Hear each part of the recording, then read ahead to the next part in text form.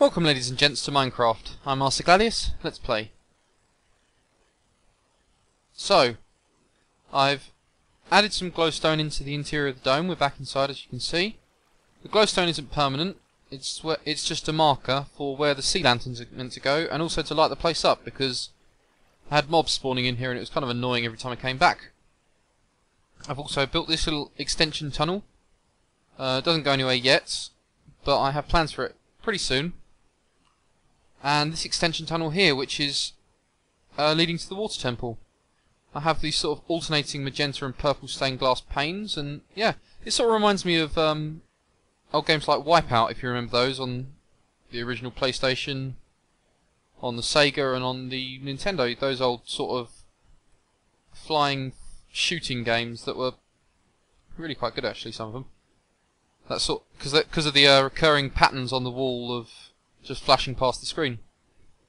Anyway, so this episode I have a few things planned. I'm going to set up the Nether portal in the main dome, do a lot of redstone underneath to make it a self-closing portal, which is really useful in the future if I decide to do a sort of pigman farm, which I'm probably going to do. In fact, I'm definitely going to do.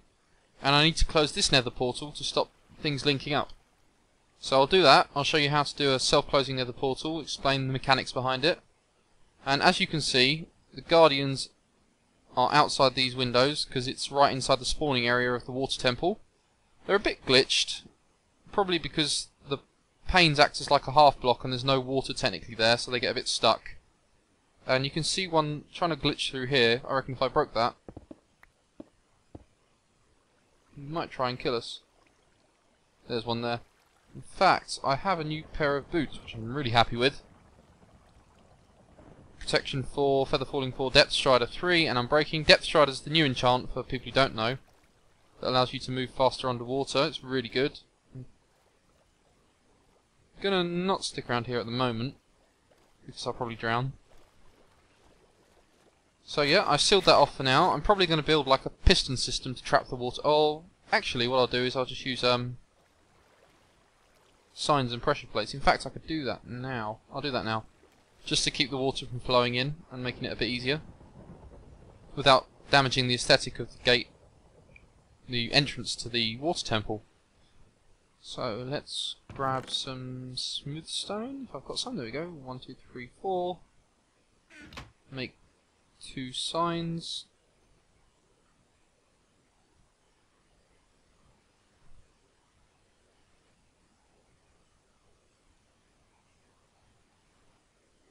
Don't know why I made. There we go. Perfect.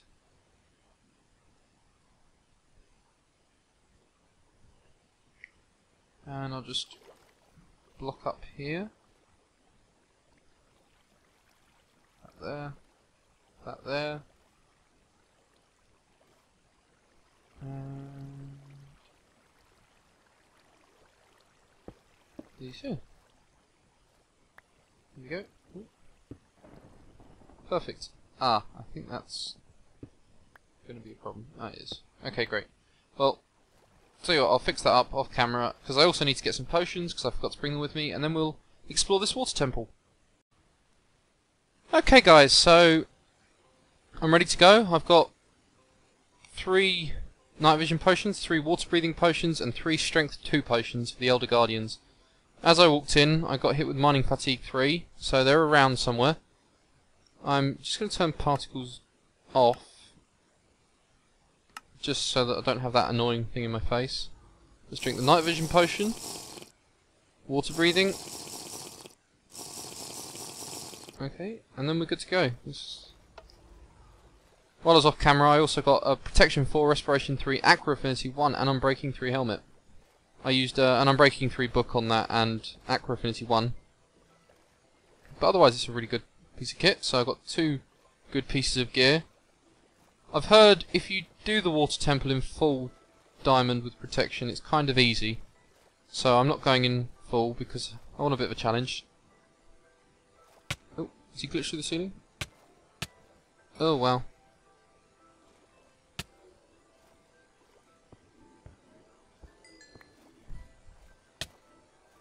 Ah, one of the things I'm after, prismarine shards. Oh, there's one. Let's try and clear out this room first.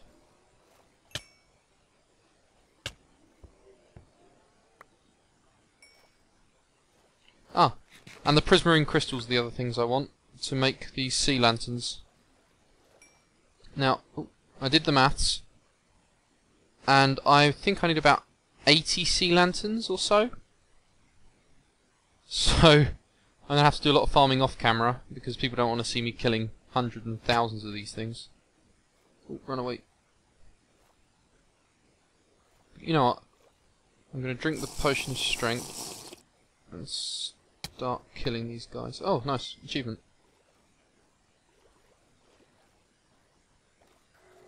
Oh, whoa.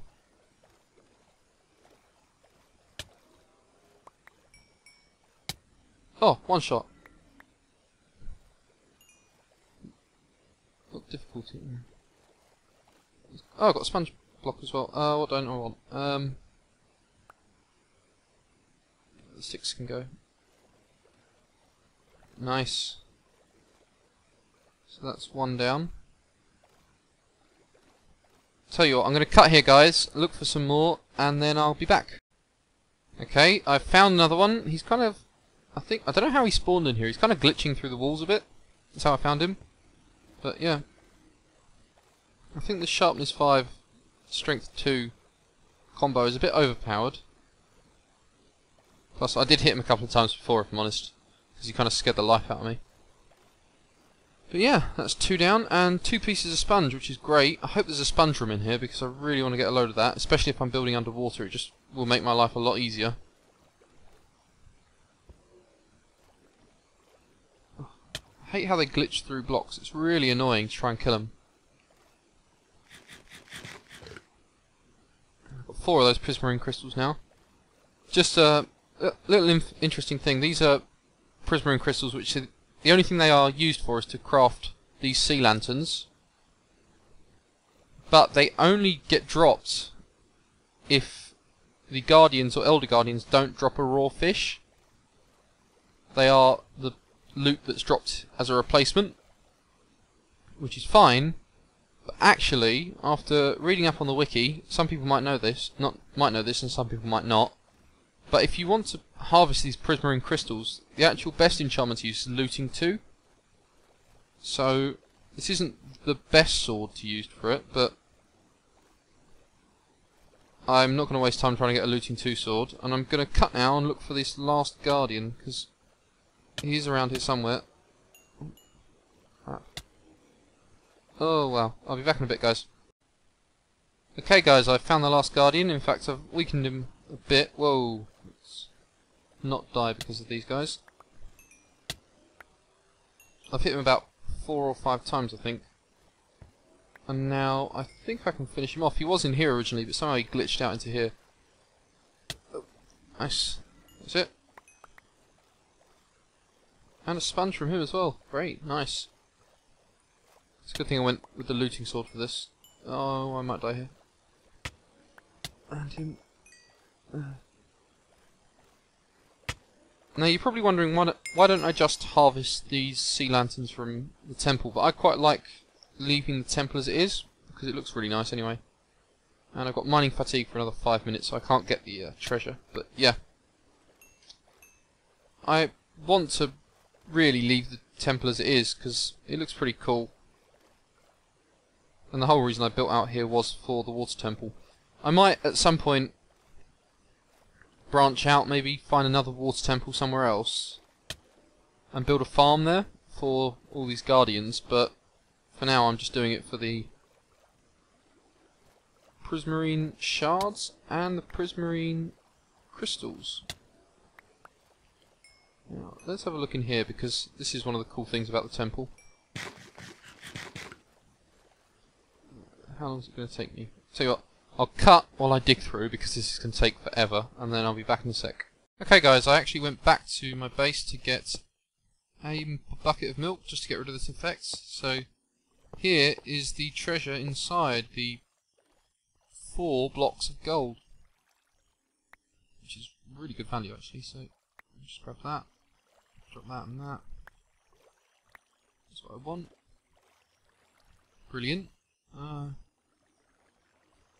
Put torches inside just so that nothing spawns. And that is the water temple. It's quite an easy run, really. I mean, yeah, it could have been harder. Might next time do it without using the strength 2 potions, because it does make it a bit easy. I think the big disadvantage with the Elder Guardians is that they're so big, they get stuck in awkward places, so it's really easy to hide behind things that they can't see you at and then kill them. So, maybe it would be better if they spawned outside the water temple, but that just might make it a bit too hard. But yeah, I think I'm happy with that. I'll do a lot of farming off camera for these prismarine crystals and shards. Yeah, got quite a few already.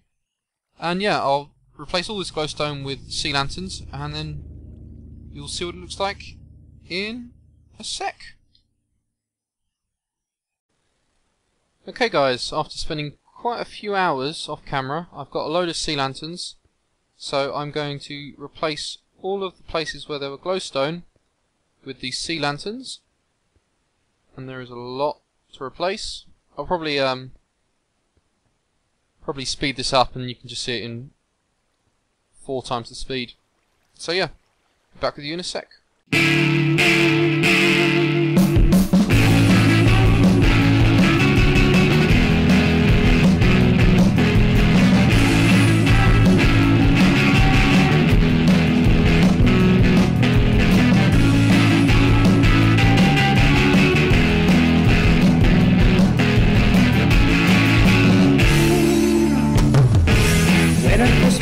I didn't get you, but I thought I'd give you a chance. Now 3 years later, I haven't deviated from my original stance. I think it's safe to say that you deserve what you get. What did I give even one shred of my respect? When I first saw you, I thought you were more to lips, but nothing to say. You're so damn demanding, with no understanding of people that's in your way. Okay, and so we're finished. It looks really nice with the sea lanterns. I had exactly the right amount, so that was lucky. Yeah, a couple of things I did off camera were to empty out the amount of raw fish I had, because I got loads of the stuff. In fact, I ended up throwing a lot of it away because I ran out of chest room. I've also got a load of, not those, where are they? These. I've got a load of prismarine shards, which are in a separate chest back at my base. So yeah, you saw me fill this in. This is for the next project we're going to do, which involves this. Pretty boring at the moment, but I'm going to build the obsidian frame for the portals, and then I'm going to set up the self-lighting portal system, which will be great. Okay, so I'll be back with you in a bit. Okay guys, so I've started the skeleton of the build. So far you've got frames of portals here. So I thought I'd just show you the basics. Down here I'm going to put the last block of obsidian, and underneath is going to be a dispenser shooting fire charges. Now there's a slight glitch in the game where if a dispenser is placed up against an object with a fire charge being shot, the fire charge glitches through the block and actually collides with the other side and lights a fire inside the portal, which is what lights the portal. You can also do it with dispensers in a piston facing into the portal and flint and steel here, but there isn't enough space for me to do that here, but I will use that later on in the build. So this is the basic idea for now, this basic frame. There are 2 dispensers that are here, which I'm going to place lava buckets in. Well, I will when I can pick them up. I need to empty my inventory. So, put that in there, and 2 in there. The reason I'm using lava instead of water is that lava flows a lot slower than water, so there is no chance of it flowing out of the portal into this area here, which can be quite annoying. and in fact it places the lava, breaks the portal, and then picks it up before the lava even flows, which is why it's used as it is advantageous. Sorry about that. Yeah, it's better to use lava. Here you see these quartz pillar blocks with a button on top attached to a sticky piston with a redstone block. That lets me extend a pulse an extra couple of blocks down, which I otherwise wouldn't be able to do, and I need to do in order to activate the fire charge, then the dispenser with the buckets in the right order. And if you look from underneath, you'll see that I've actually placed them in such a way that I can have torches running up to these without them interacting with each other. So yeah, I've hollowed out this area underneath because I'm going to need a lot of space to lay redstone, and I'm also going to dig into here and have a main room to run the timer and everything. And this hallway back here leads to a ladder which takes me out just here. I can close that, and it's not even really noticeable when you're walking around, but yeah, it's a nice way of hiding it. So I'll do the next bit of the build, which involves the redstone, off camera, because it's kind of hard to do redstone and talk at the same time, and then I'll show you that, and you can do it as a sort of step-by-step guide. I'll just stop moving here just so you can see the sort of arrangement. So look at that. I will have more fire charges in the future, they're just quite expensive to make, but yeah, be back in a sec. Alright guys, so I've done the redstone for the first bit of the portal lighting mechanism, which is the bit that lights the portal. So if I push this button, you see the dispenser fires a fire charge. It launches into the area of the portal, and then basically it sets fire to the area inside here and lights it, and it does that for all four of them at the same time. They're all linked, so that's good. And if we go down to the underside, I'll show you the redstone. It looks a bit scary at first, but it's not that bad. So yeah, I've dug down a bit deeper because I need more room. So as you can see, I have this ring of redstone going all the way around underneath all of these redstone blocks. So whenever a button is pressed and the piston extends, it powers this redstone line. This redstone line then runs into this repeater here, and if you see these chiseled stone blocks, each one of them is underneath a dispenser with the fire charges. That way I can identify which part of the system is connected to what. So this block here has a redstone torch on it, which powers these two redstone torches. At the same time, there's also a redstone torch here on the same bottom block, which powers this block, turning off these two redstone torches. When the redstone power hits this repeater, it turns off these two bottom torches, and therefore depowers this block and turns on these two torches. These two torches then power this block, and the block above it, which is the dispenser, then gets activated, firing the fire charges into the portal area and lighting the portal. So that's the easy bit. That was just a test button. And then, as you can see, there are these plain stone bricks which are connected to more torch pillars, basically, which all connect to these dispensers with the lava buckets up here. There's a torch on top of here and on top of here, which are powered at the moment by these two redstone torches. And the next step of the build is to create a line of redstone which counts down after these have been lit, sends a pulse along here and powers these two lines here. So I've already started on that, but I'll show you that mechanism separately in a bit. Okay, so I've done the final bit of redstone that's needed for this part of the build, and that is the self-closing mechanism, which is the main point of this whole build. So you'll see if I push the button, the portal lights itself, and then there we go, the portal closes itself, and as you can see, it pulses just for one tick on then off again, and the lava doesn't have time to flow anywhere, so it doesn't go down to any of the redstone. So yeah, as you'll see, if I push the button here, the portal lights while I'm standing in it, and then as I go through, did you hear that? You might not have heard it, but right at the end there was the sound of glass breaking, which you get when the portal breaks. And if I go through again, I will come out at the first portal I spawned at, which is what should have happened. If I go back up again, which may take a while, just climb this ladder, and we'll drop back down to the dome. We'll see that the portal is out, and that everything is doing what it should be. So I'll just jump down here. I can't go in there. You can already see through the glass that the portal's out. And we'll flow in. There we go. And the portal is off. So now I'll show you the redstone, which is again a little bit complicated, but it's not too bad.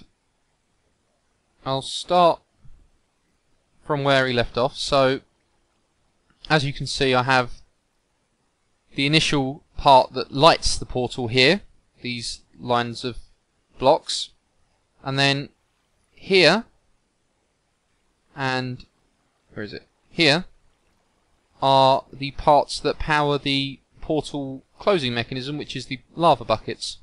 So once one of these pistons extends downwards, it powers this redstone line, and you'll see that they all reach to this point where there is a repeater.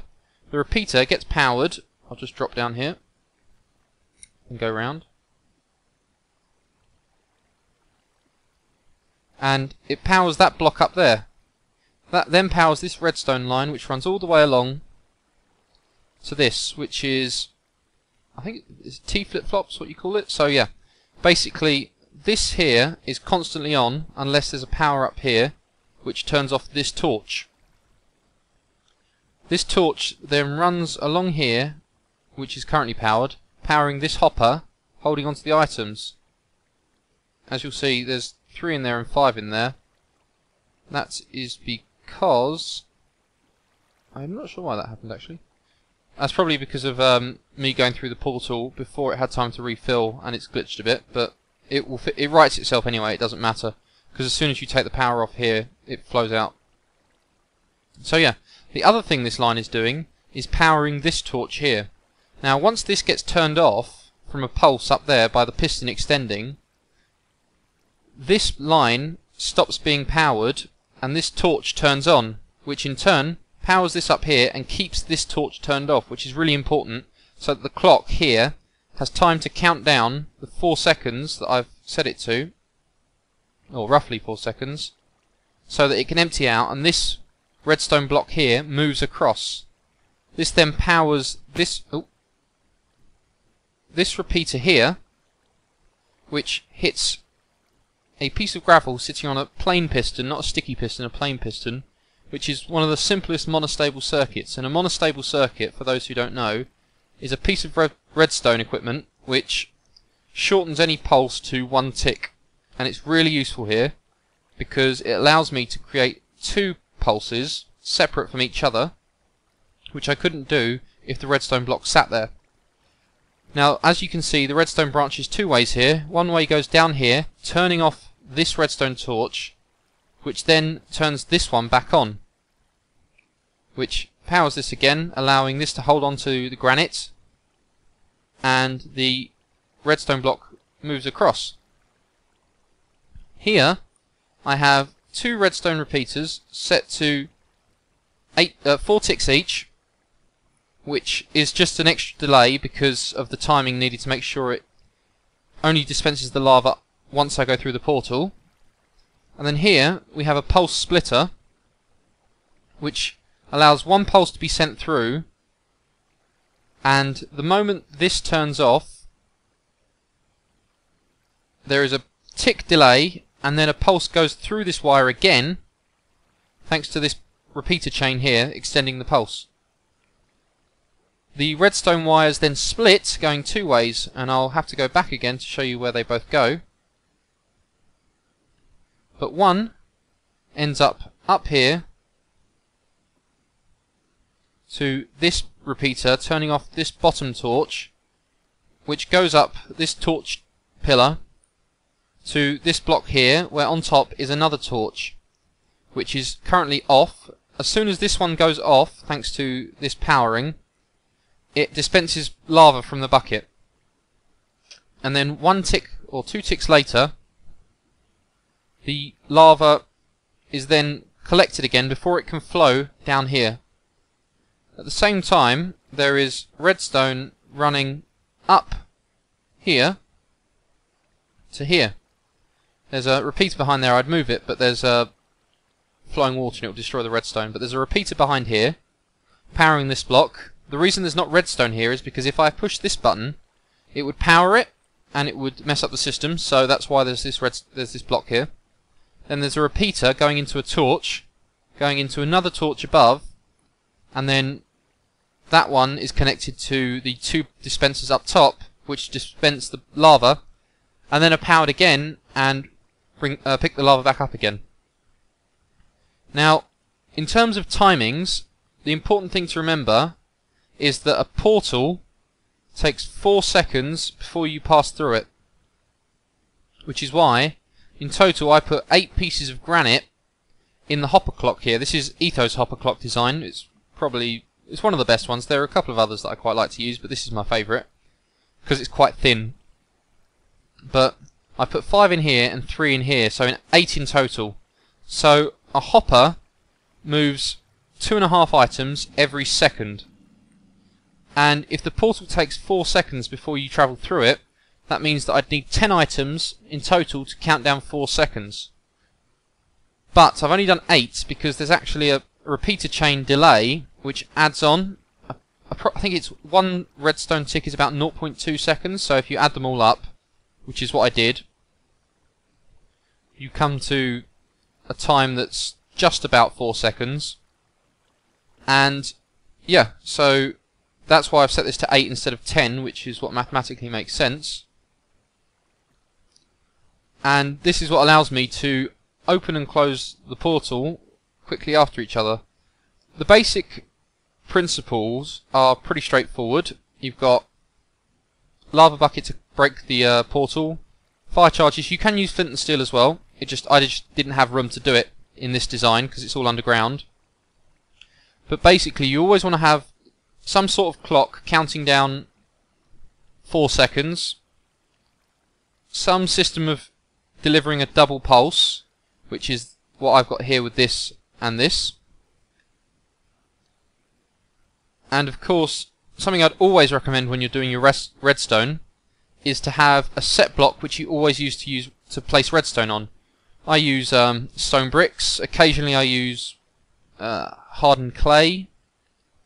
And if you're doing multiple projects at once, or there are more than one, there's more than one set of redstone chains going off at once, to save yourself from being confused, I'd always recommend using 2 types of blocks. I use chiseled stone brick and regular stone brick, but wool is probably a better choice just because the colour difference helps a lot as well.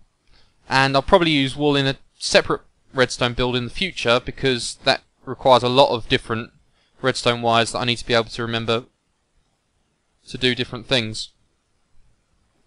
So yeah, it's fairly confusing, but you don't have to recreate this design exactly.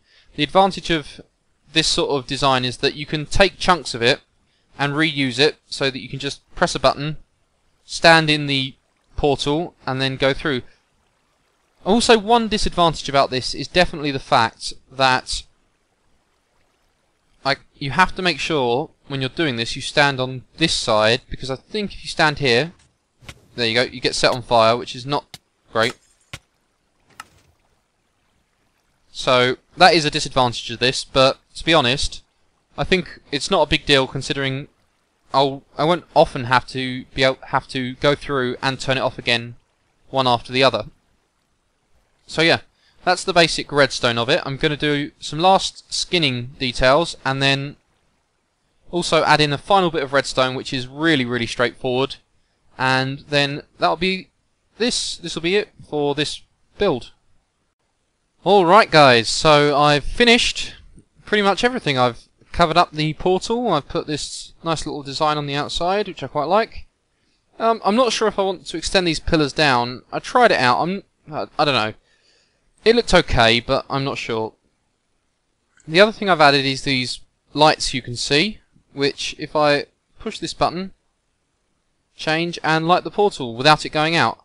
which is kind of the standard way I'd have it, and then I can just turn it off this way, which is fine. If we check the coordinates as well, we are at 12, 38, 40, 700. Okay, so what I'm going to do is I'm going to light this portal,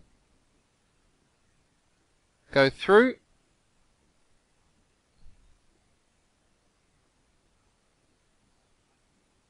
go through again,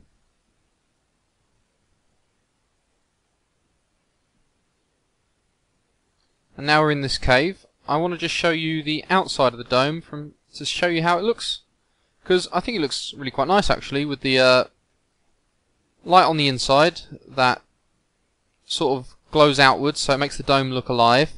Looks really cool from above the water, and the walkways going out look really cool as well because of the lighting effects. And I really like how the sort of daylight detectors, when they're set to night mode, sort of glow underwater as well. So yeah, it looks really cool underwater. I'll just jump in. What I want to attempt as well is to light the portal without it closing again, and then going back through again just to see which one is linked, and if need be, destroy the other portal just to make sure this is the only one in the area that it can transport to. So yep, we're in the Nether. Go back through, and there we go. Right, exactly where we want to be. So now that I've got this established, I am probably going to set up a portal, not over there, over at that house there, so I don't have to swim down every time to get here, which would be so much easier. And since this one is the main portal that one is transporting to, well, the one in the Nether is transporting to, I'll always come back here, which is helpful. And yeah, if I ever want to just go from here to there, I can just use this to self-close and then go back through again, which would be really helpful. I'm not sure how much time I've got left, guys, so I'll pause here, and if I've got a fair bit of time, then I might do something else. If not, then, well, I'll see you next time. Alright guys, so I've just checked the times for what I've done, and it looks like I've got about half an hour's worth of stuff. So I probably don't want to do any more today, but it's been quite a productive episode, and I've done something I really wanted to do. If I'm honest, I never thought I'd actually end up doing this in a single player survival. I've only ever done it in creative, because it takes quite a lot of work, and it's a lot easier in creative, definitely, because you can fly and get to places that aren't as accessible. I definitely made it a lot larger and less efficient than it had to be, but it made it easier for me to show you guys what I'd done, for one thing, by spreading it out so much. And also it makes it easier for me to do maintenance in the future by making it a lot larger in area than it has to be. I'll probably make this, I don't know, I probably won't, I don't know, make this look a bit nicer underground. I'll rarely go down there, so, don't know. But yeah, I'm pretty happy with how it looks. If you've got any comments, please leave them in the comment section below. I'd be really grateful if you did, because I'd love to see what you have to say. If you like the style, or if you use the redstone in your own builds, I'd love to know. And if you have any questions, feel free to leave a comment as well, or message me. And if you really enjoyed the episode, leave a like and maybe even subscribe. It'd be great if you did. So, thanks for watching, I hope you enjoyed. Peace out, bye! If you enjoyed your life